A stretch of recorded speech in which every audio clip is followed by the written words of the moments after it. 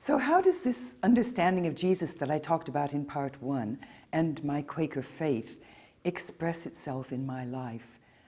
This is something I find really impossible to talk about.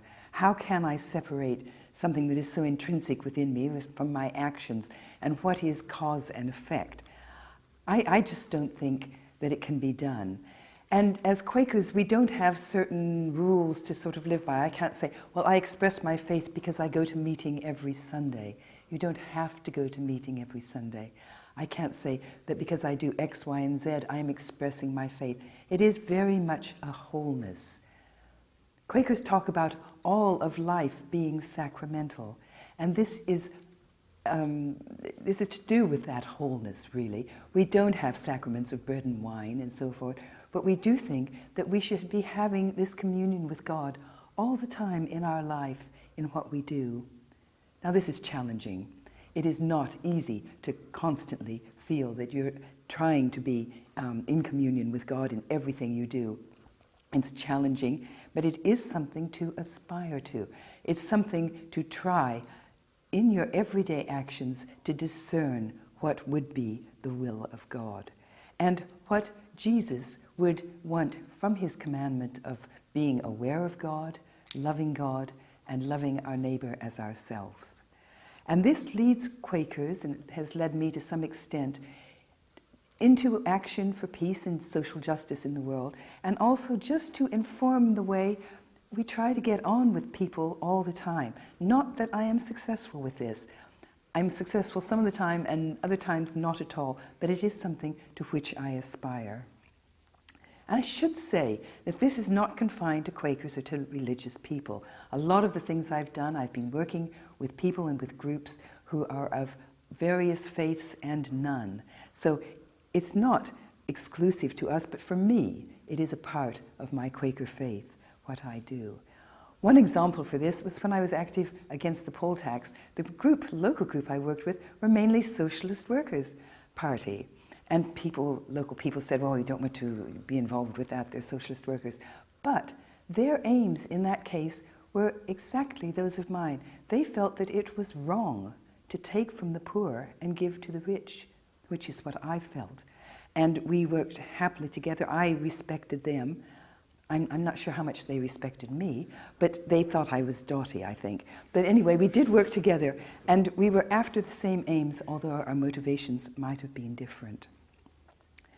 So I'd just say something about the sort of areas in which Quakers work in the world through their faith. And we call these testimonies. They're not things that we have to do. They're not rules we have to live by. But they are actions which we tend toward because of our Quaker faith. And the first of these is equality. We do believe that everyone is equal in the eyes of God. We talk about people being precious, unique, and children of God, and that is everyone. And so that leads us into all sorts of social justice action, reform of prisons, and reform of poverty, and working against the inequalities which are so manifest in our world. The other one is peace. Thou shalt not kill. What part of thou shalt not kill do people not understand? That means not just that I don't kill you and I don't kill you, but it means we don't bomb other countries. We don't deliberately engage in war and aggression and killing. We don't have capital punishment and so forth.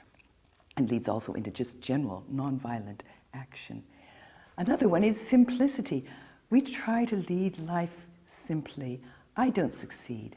I'm a real failure at that, but I do try not to consume more than I need to, and to realize that there should be a sharing of the world's goods. And I'm quite simple in the way I approach other people. I do think there's that of God in all of them, and I try to approach them in that way. And another thing is integrity, trying to be honest, trying to be transparent in all of our dealings in the world. And that, once again, is something that we aspire to. I personally haven't been in the vanguard of all this. I haven't laid down in front of tanks and done wonderful things of that sort. But I do try to support those who do. And I belong to most sort of good causes. I'm a member of Rent a Crowd. You know, I can be hauled in to help and to support in courtrooms and demonstrations and so forth. And just generally try to redress some of the awful evils which seem to be in the world. And I think I would end by answering a question that a questor at one of these sessions asked some time ago. He said to the panel that was speaking, he said, "Does your faith make you happy?" And we were all terribly taken aback. And I've thought about it ever since. Does my faith make me happy? And I think the answer to that is probably yes. I mean, he was quoting Jean-Paul Sartre, who apparently said, when he saw happy people coming out of a Christian church, he would become a Christian. But thinking on it, yes, I think my faith does make me happy. It gives me this absolute ethic to live by, that if it is done with love, it is right. If it is not done with love, it is wrong. And it gives me a community of like-minded people with whom I can live and work and, I hope, do at least some of God's will.